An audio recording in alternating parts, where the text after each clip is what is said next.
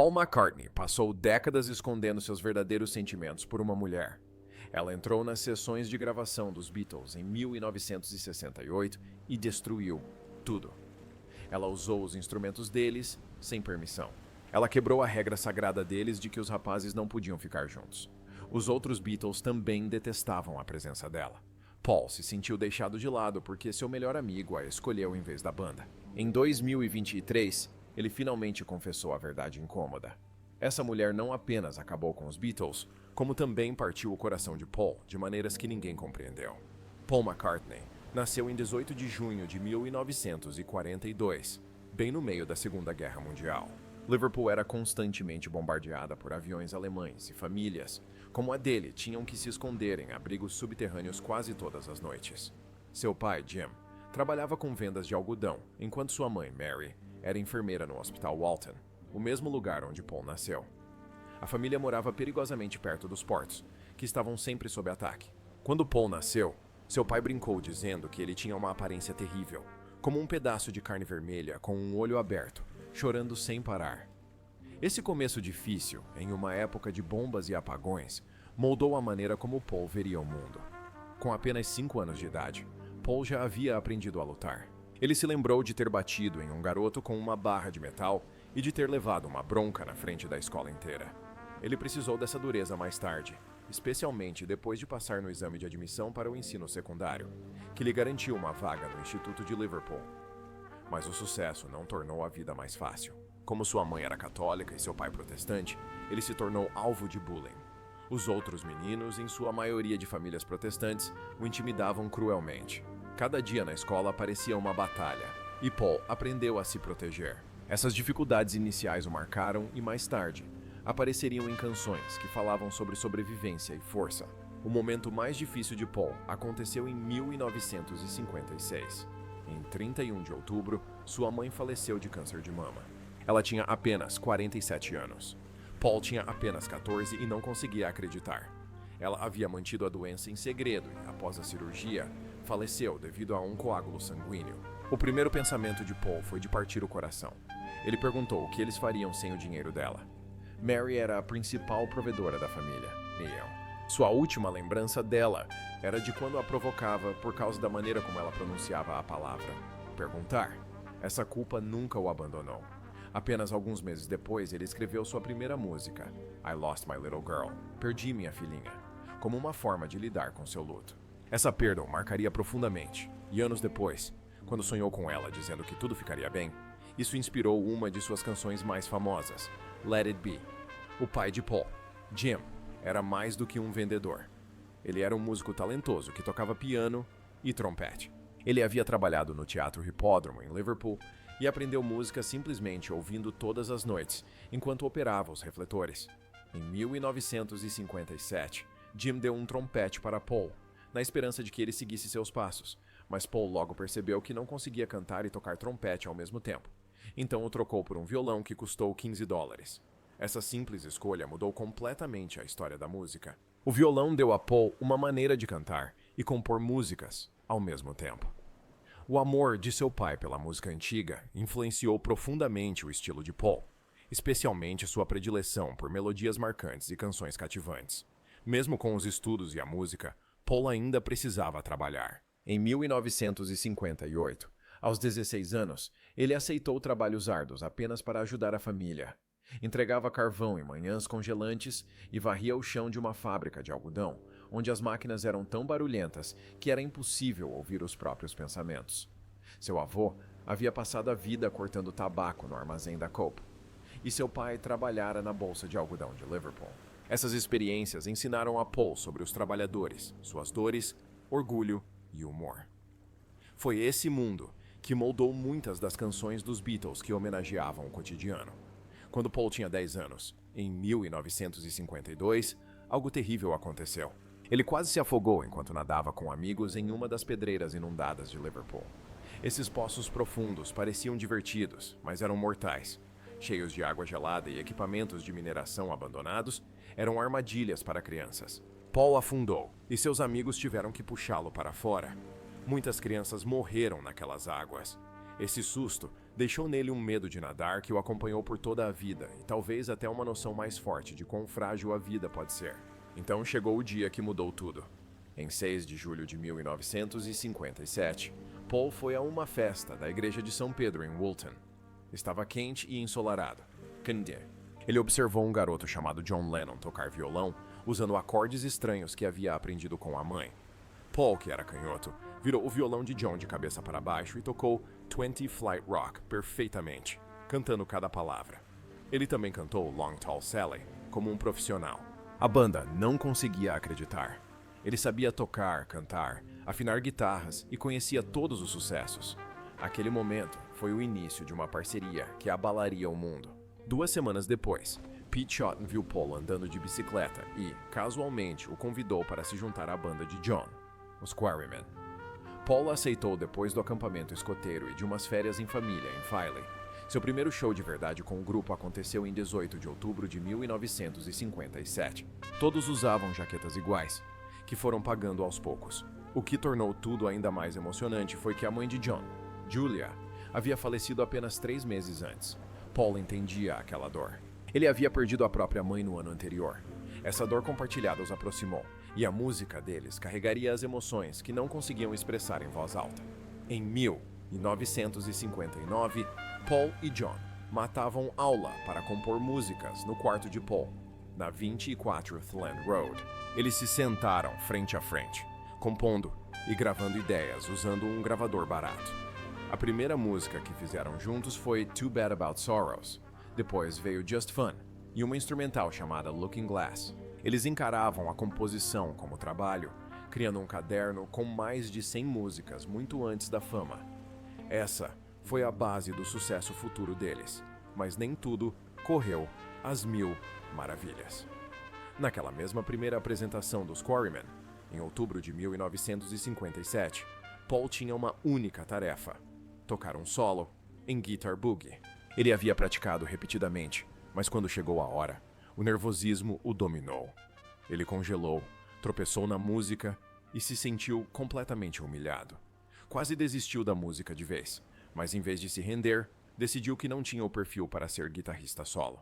Esse fracasso o fez perceber que precisavam de alguém melhor, o que levou à entrada de George Harrison no início de 1958. Essa mudança moldaria a banda para sempre. Em maio de 1960, Paul adotou um nome artístico durante uma turnê caótica na Escócia. Durante 8 dias, a banda acompanhou o cantor Johnny Gentle. Paul se autodenominava Paul Ramone, tentando soar sofisticado. Viajaram numa van apertada, ficaram em lugares duvidosos e nem sequer estavam listados nos cartazes. A turnê foi um desastre, mas Paul se lembrou de garotas escocesas perguntando se aquele era seu nome verdadeiro. Apesar da confusão, isso lhe deu um gostinho da vida na estrada. Depois, veio Hamburgo.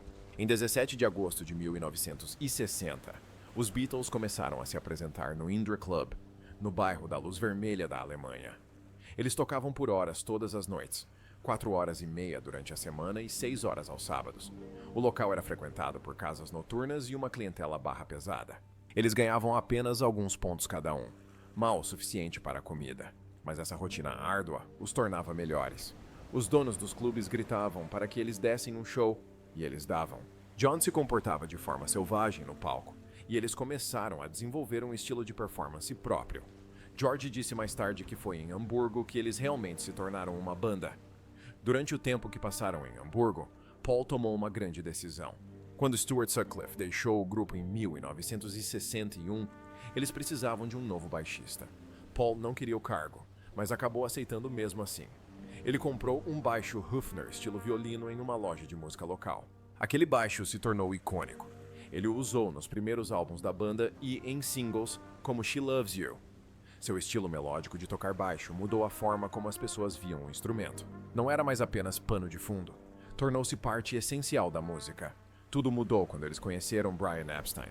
Em 9 de novembro de 1961, ele os viu jogar no Cavern Club e imediatamente pensou que eles tinham algo especial. Poucas semanas depois, em 3 de dezembro, ele se ofereceu para ser o técnico da banda. Ele não tinha experiência, mas seu estilo e confiança os impressionaram.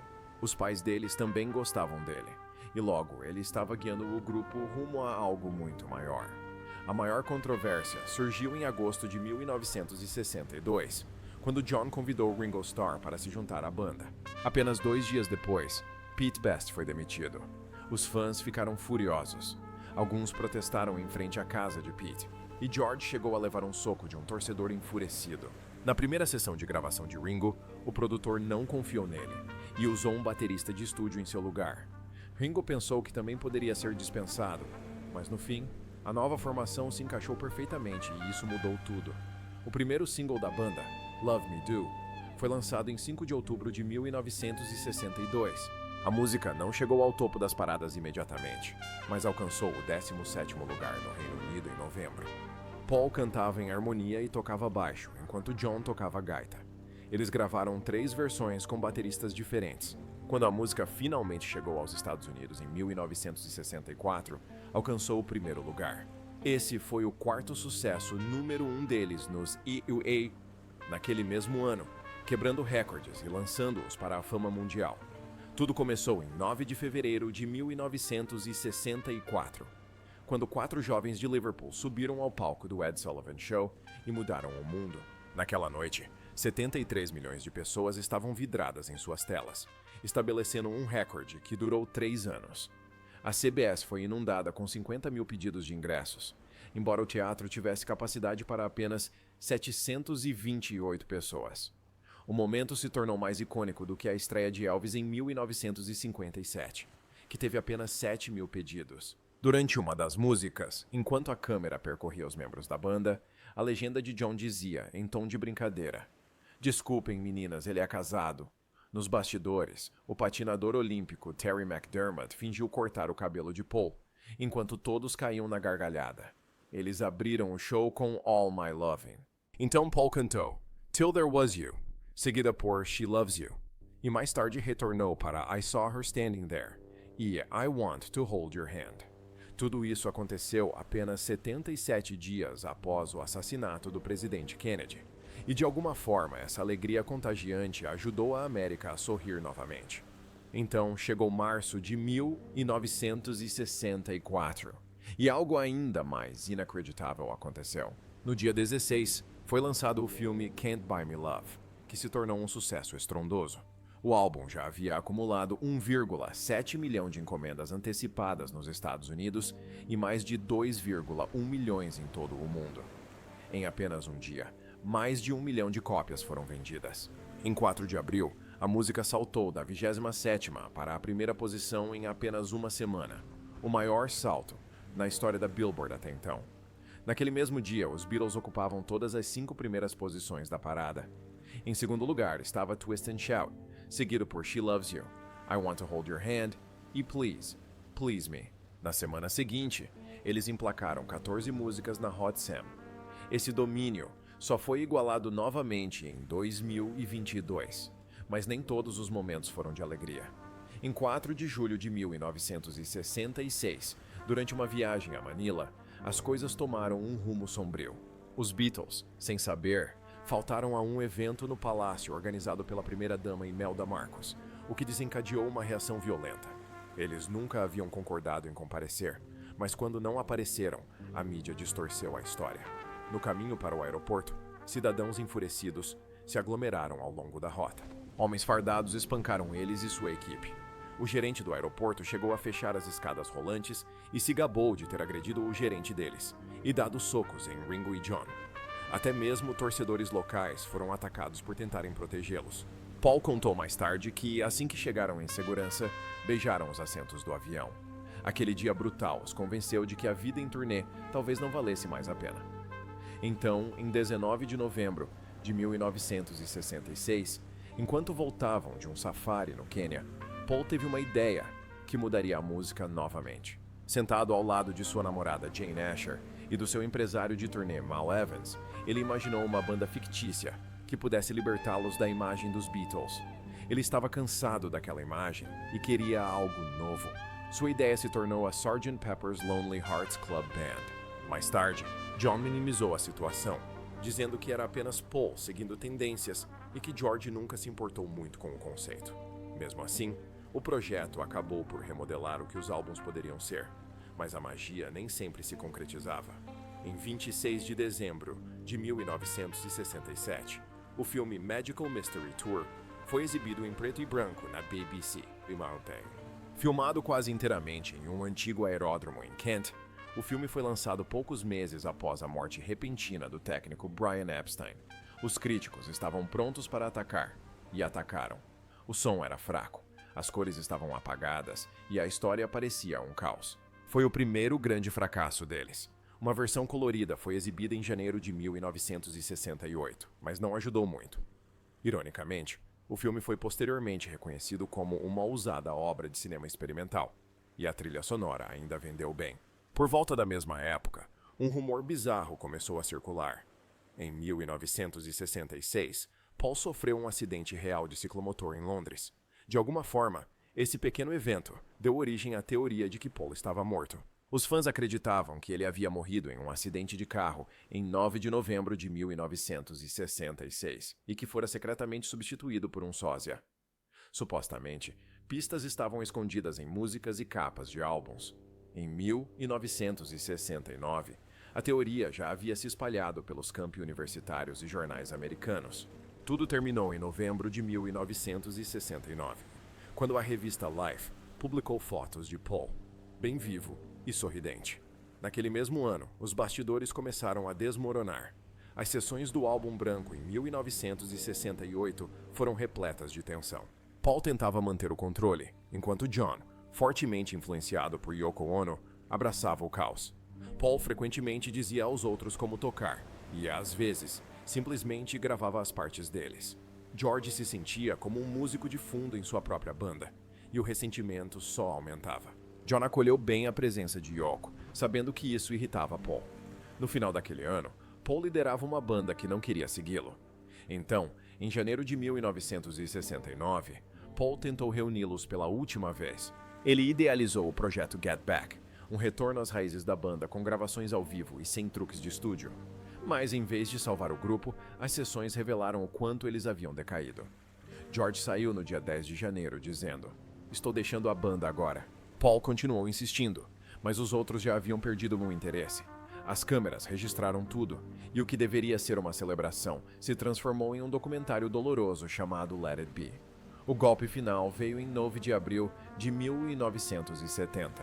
Paul divulgou um comunicado de imprensa para seu álbum solo, McCartney, e discretamente informou ao mundo que não tinha planos de trabalhar com os Beatles novamente. Suas palavras exatas foram não, quando questionado se um novo álbum dos Beatles estava a caminho, e só o tempo dirá.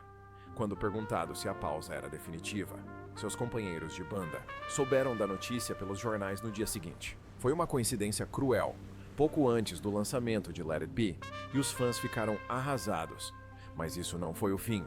Em 31 de dezembro de 1970, Paul processou seus melhores amigos no Tribunal Superior de Londres. Ele queria dissolver os Beatles legalmente e impedir que Alan Klein controlasse o dinheiro da banda. A batalha judicial começou em 19 de janeiro de 1971. Paul argumentou que a gestão de Klein era imprudente, enquanto os outros 3 Beatles defenderam sua decisão. No fim, o juiz decidiu a favor de Paul em 12 de março de 1971, concordando que Klein havia agido de forma negligente. Paul disse mais tarde que era a única maneira de proteger sua música. A mágoa não desapareceu. Em setembro de 1971, John Lennon lançou How Do You Sleep, uma música brutal que atacava Paul pessoalmente. Ele zombava do trabalho de Paul, o chamava de fracassado e até mesmo convidou George para tocar guitarra. Foi a resposta furiosa de John ao que ele considerava indiretas veladas às músicas anteriores de Paul. A amargura transbordou para cartas públicas, com relatos de que até Klein chegou a acrescentar insultos. A amizade havia acabado. Enquanto isso, Paul seguia em frente. Em 17 de abril de 1970, ele lançou discretamente McCartney, seu primeiro álbum solo. Gravou-o sozinho em casa, tocando todos os instrumentos e cantando todas as partes. Os críticos detestaram o som cru e as faixas inacabadas, mas os fãs não se importaram. O álbum alcançou o primeiro lugar nos UA e o segundo no Reino Unido. Esse álbum lo-fi ajudou a iniciar uma nova onda de músicos do tipo faça você mesmo. Em 1971, Paul assumiu outro risco. Ele formou a banda Wings com Linda, o guitarrista Danny Lane e o baterista Danny Sywell. O álbum de estreia deles, Wildlife, foi lançado em dezembro de 1971 e foi um fracasso retumbante. Os críticos o massacraram e muitos acharam que Paul havia perdido seu encanto. Linda nunca havia sido musicista profissional e os fãs estavam céticos. Mas esse fracasso lançou as bases para algo grandioso. Em 1973, eles foram para Lagos, na Nigéria, para gravar Band on the Run. E tudo deu errado. 2 membros da banda desistiram antes do voo. O estúdio era horrível. Os McCartneys foram assaltados à mão armada e perderam suas letras e gravações. Mesmo assim, Paul perseverou. Ele tocou a maioria dos instrumentos sozinho. E o álbum se tornou seu maior sucesso pós-Beatles. Ganhou 3 discos de platina, passou 4 semanas em primeiro lugar nos EUA e liderou as paradas no Reino Unido e na Austrália. O Wings alcançou ainda mais sucesso em 1976. De 3 de maio a 23 de junho, eles fizeram uma turnê pelos EUA e tocaram para mais de 600 mil fãs. Pela primeira vez desde a separação dos Beatles, Paul apresentou suas antigas músicas ao vivo. A banda viajou com todo o luxo, enquanto os fãs gritavam de alegria. Ringo chegou a surpreender Paul no palco com flores. A turnê foi registrada em um álbum ao vivo que comprovou que os Wings haviam se tornado uma força considerável. Mas os problemas não tardaram a chegar. Em 16 de janeiro de 1980, Paul cometeu um erro terrível. Ele entrou no Japão com quase 225 gramas de maconha na mala e não escondeu nada. Ele passou 9 dias em uma pequena cela e quase foi condenado a 7 anos de prisão. Toda a turnê do Wings no Japão foi cancelada, causando um prejuízo de mais de $1 milhão. George Harrison foi o único que entrou em contato. Essa prisão acabou com os Wings e, em abril de 1981, a banda se desfez. Nos bastidores, Paul vivia uma história de amor mais discreta. Ele conheceu Linda Eastman em 15 de maio de 1967. Eles se casaram em 12 de março de 1969, justamente quando os Beatles estavam se desfazendo. Tiveram filhos, fizeram turnês juntos e raramente passavam mais do que alguns dias separados. Linda faleceu em 17 de abril de 1998, vítima de câncer de mama, a mesma doença que vitimou a mãe de Paul em 1956. Ele chorou por quase 1 ano, dizendo simplesmente: "Perdi minha namorada." Após a morte de Linda, Paul tentou seguir em frente. Casou-se com Heather Mills em 2002, mas o relacionamento desmoronou rapidamente. Eles tiveram uma filha, Beatrice, em 2003, mas se separaram em 2006. A batalha do divórcio tornou-se acirrada, com Heather exigindo $250 milhões. O tribunal concedeu a ela $24,3 milhões em 2008 e a descreveu como instável e mentirosa. Ela perdeu o controle após o veredicto e o conto de fadas chegou oficialmente ao fim. Paul McCartney viveu uma vida que a maioria dos músicos apenas sonha. Mas por trás de toda a fama e música, houve momentos que chocaram até mesmo seus maiores fãs. Em 1984, Paul lançou um filme chamado Give My Regards to Broad Street. Era para ser o seu grande momento em Hollywood, algo pessoal e artístico, já que ele o escreveu, produziu e estrelou. Mas o filme foi um fracasso tão retumbante que se tornou um dos maiores desastres de celebridades no cinema. Custou $9 milhões para ser feito, mas arrecadou pouco mais de 1 milhão nos cinemas.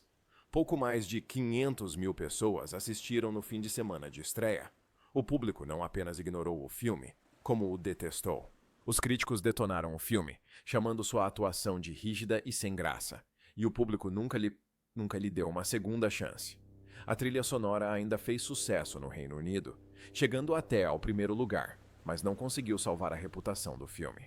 Esse fracasso destruiu qualquer esperança que Paul tivesse de fazer sucesso no cinema. Então, em 2001, aconteceu um momento que pegou todos de surpresa. Paul McCartney, frequentemente visto como o Beatle mais educado e calmo, de repente virou notícia por agredir um fotógrafo na saída de um teatro em Londres.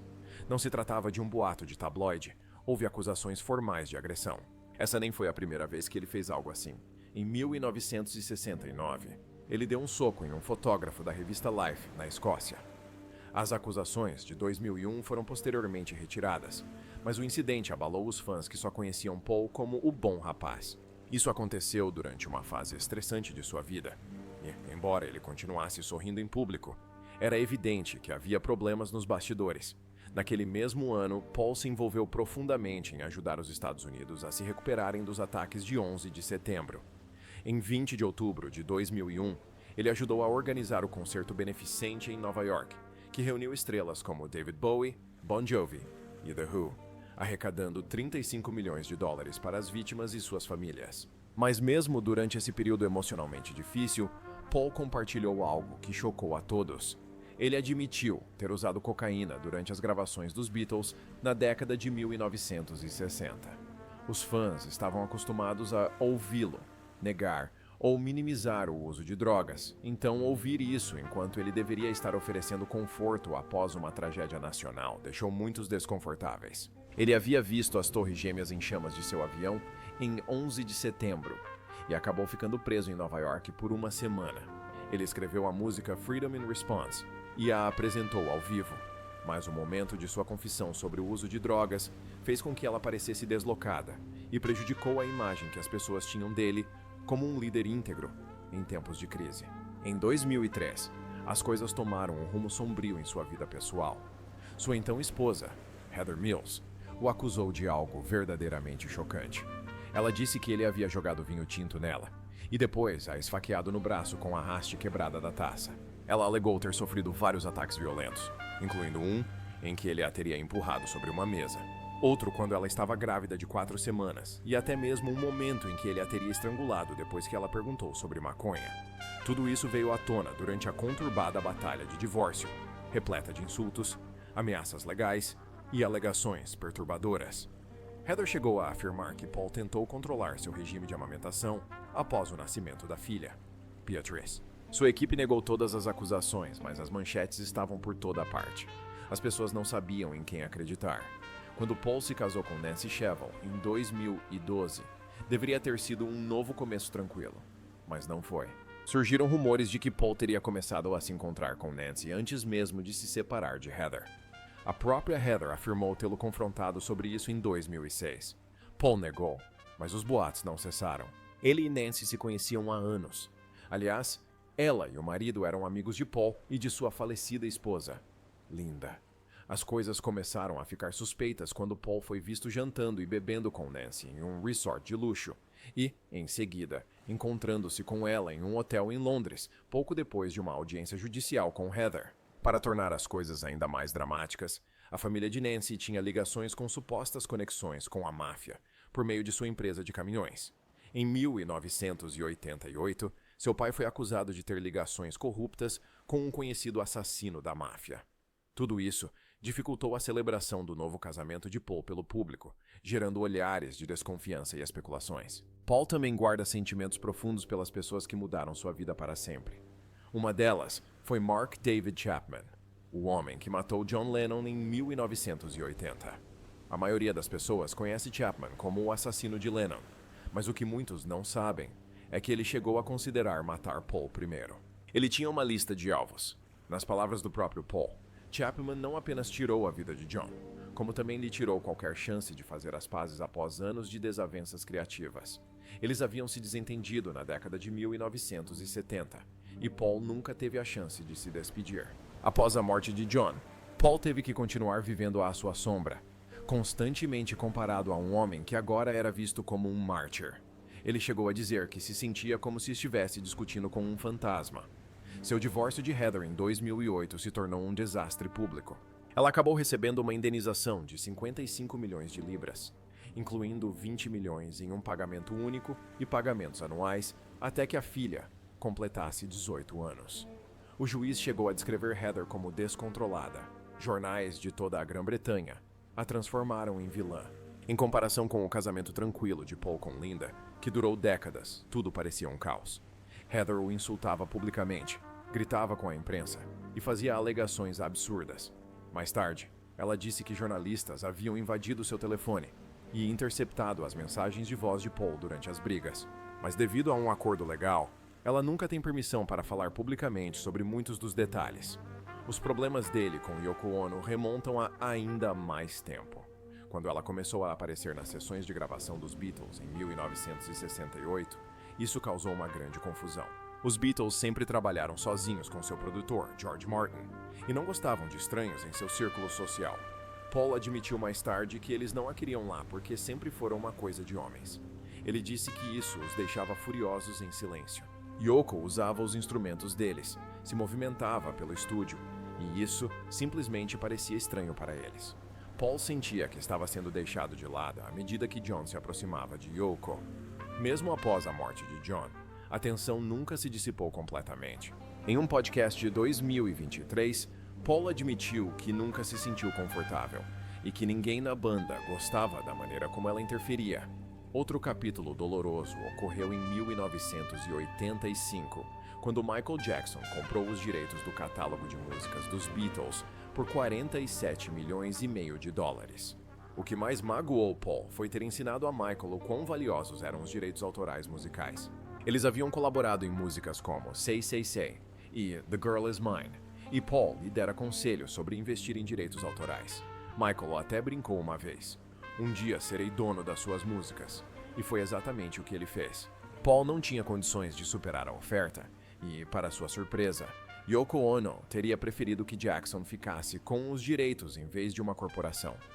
Esse momento pôs fim à amizade entre eles, e nenhum dos dois perdoou o outro antes da morte de Michael, em 2009.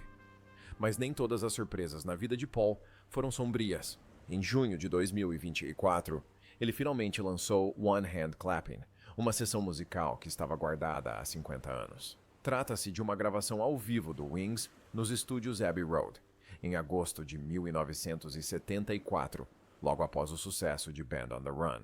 O projeto havia sido planejado como um documentário e um álbum, mas nunca foi lançado até agora. Um dos momentos mais marcantes da gravação é Paul cantando Vintage Flight Rock, a mesma música que tocou para John Lennon no dia em que se conheceram, em 1957.